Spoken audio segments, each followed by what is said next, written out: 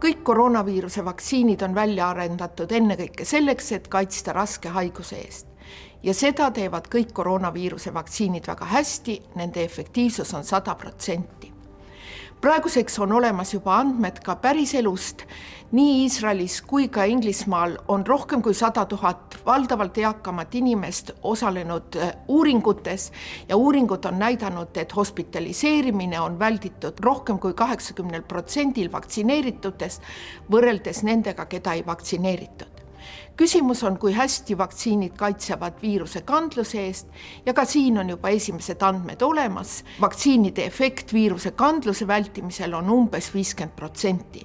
Seega kõik koroonaviiruse vaktsiinid on väga tõhusad.